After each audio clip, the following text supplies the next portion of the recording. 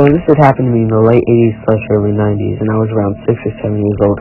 I'm at home with my sister, who's 14 or 15 at the time, and we had grown up in this small Texas town where everybody knows everybody. And we are home alone on this particular night, and my folks let my sister babysit me frequently. We always got along due to our age gap. Anyway, it was about 8 p.m. in the winter. Deserts get pretty damn cold, so it was dark, and we were in the common room, since that was where the TV was, watching 60 Minutes or 48 Hours or Hard Copy or some shit.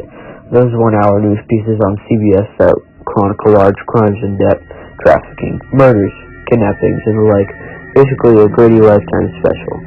This one was a typical story. Guy next door that was quiet went on a rampage in his next door neighbor's house, mutilating them and kidnapping their young daughter. Well, the thing about our house's common room is that the door leading to the backyard was a large glass door on the wall of the floor-to-ceiling windows. Nothing but blackness beyond it unless you have the backlight on, which we did not. The front door is on the other side of the room with a small entryway. This is a solid door, so you cannot see what is beyond it, with a glass storm door on the outside of it. About 45 minutes in the show, they are talking about the ongoing manhunt for this crazy guy, and the front door bangs like crazy. We jump the fuck up and scream like banshees. Dead silence now. The only lights on in the house are the kitchen down the hall from the common room we were in and the light from the TV. We start thinking something on the porch. We had planters and rocking chair out there. Had simply blown against the door. This was West Texas. Crazy strong winds out that day. Well, a minute or two of silence and us holding each other post-adrenaline overdose passes. Just when we were about to declare everything is safe, we hear the storm door on the outside of our front door close. Fuck. Somebody had to have opened that door to be able to bang on the front door. We were both frozen in the middle of the room, in the floor where we had been watching TV. My sister crawls over to the TV and turns it off. It was an old TV, so you had to, turn that metal thing to switch it off, which it does with a mildly loud thunk.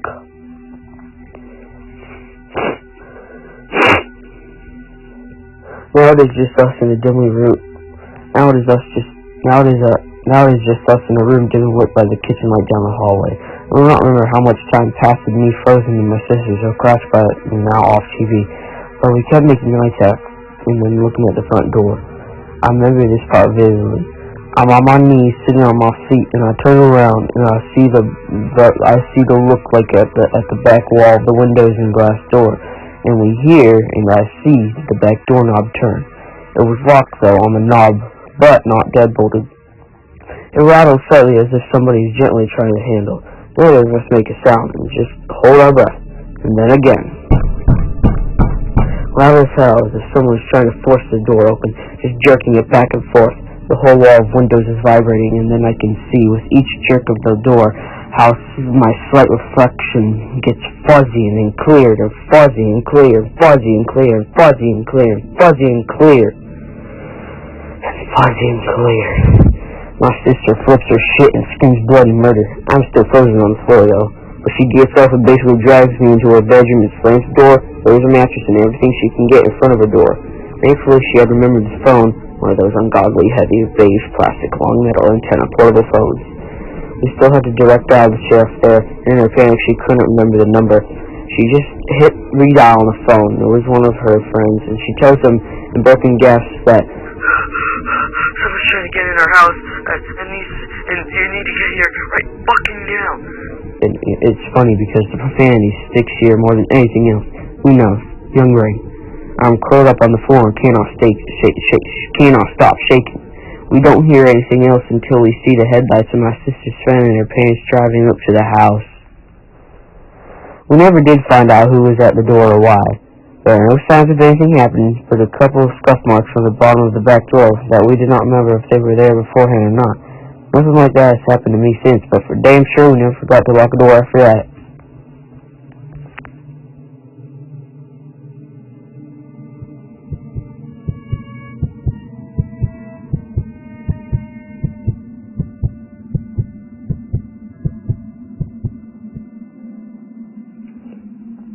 I have a few paranormal events that happened all throughout my life. Most of them are pretty tame, but there's one that got to me and still sticks to me today. About 4 years ago, I was ending my freshman year at college. I lived in the dorms with a kick-ass roommate and pretty much had a great experience together.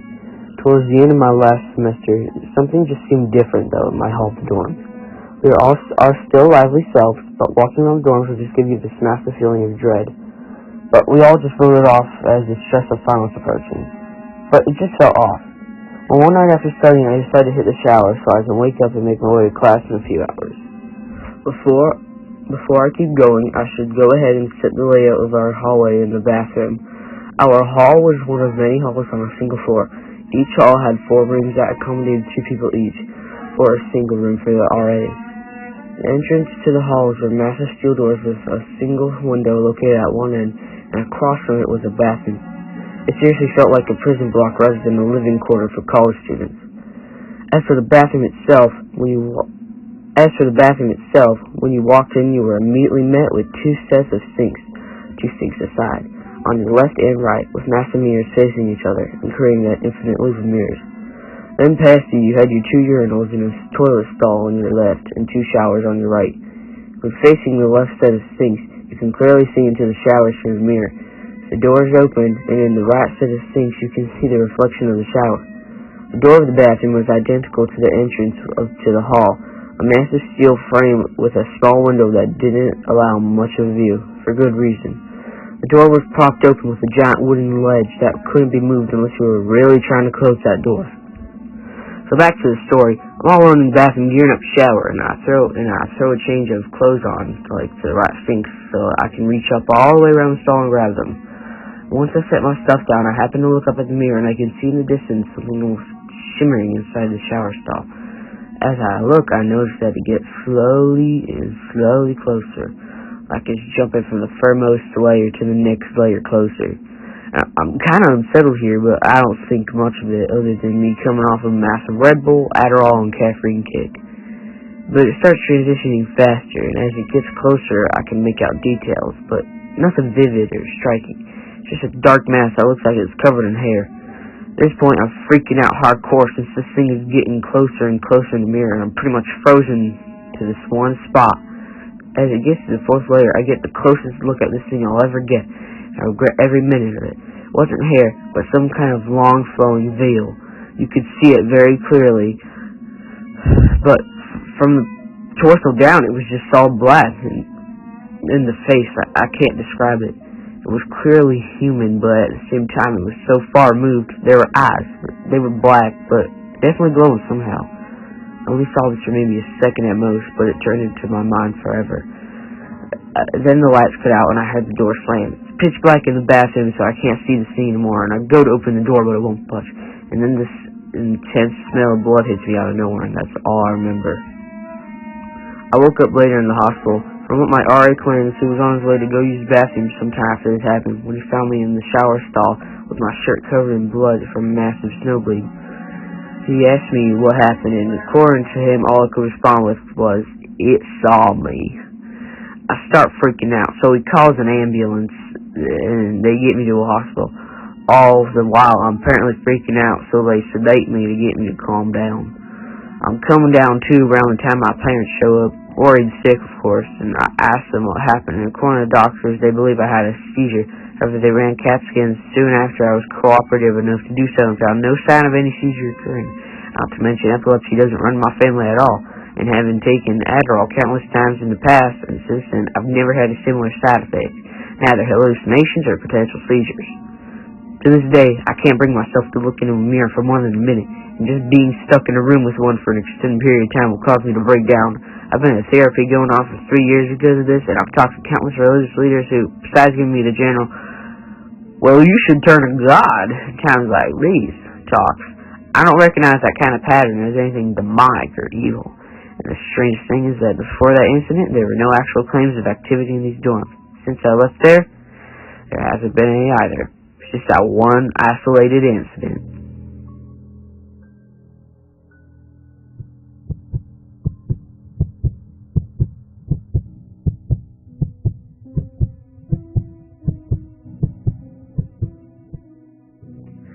When between the ages of 6 or 7, maybe 8 years old, I had to sleep in my room with Christmas lights that my mom had put up for me along the walls, and she would always leave my closet door cracked open with the lights on, because I was terrified of the dark.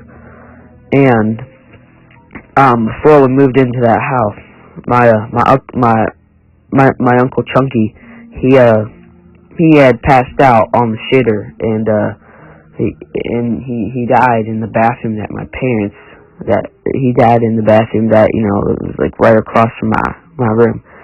And well, we always thought that house was haunted because he was a smoker. We would smell cigarette smoke, and one day it's just, there's many weird things that have happened there.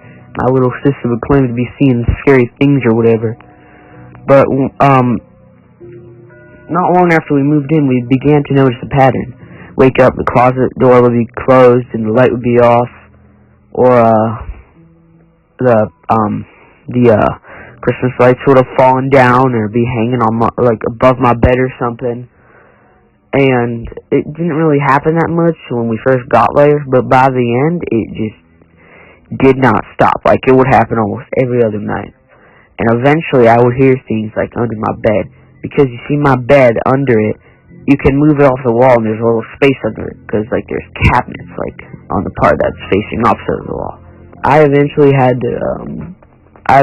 to go sleep with my parents because of how scary it got. And I just couldn't handle it, it was just freaking me out. And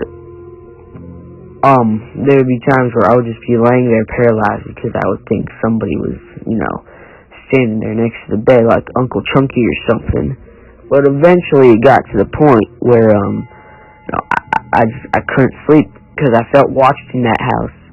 My mom would always be like, well, it's a family member, but why would he hurt us? But there was just something wrong with that house, man.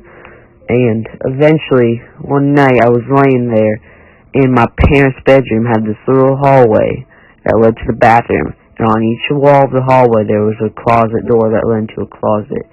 In the one closet, I swear to God on my life, I saw Uncle Chunky just standing there looking at me with a cigarette in his mouth. And eventually, he just was staring there and standing.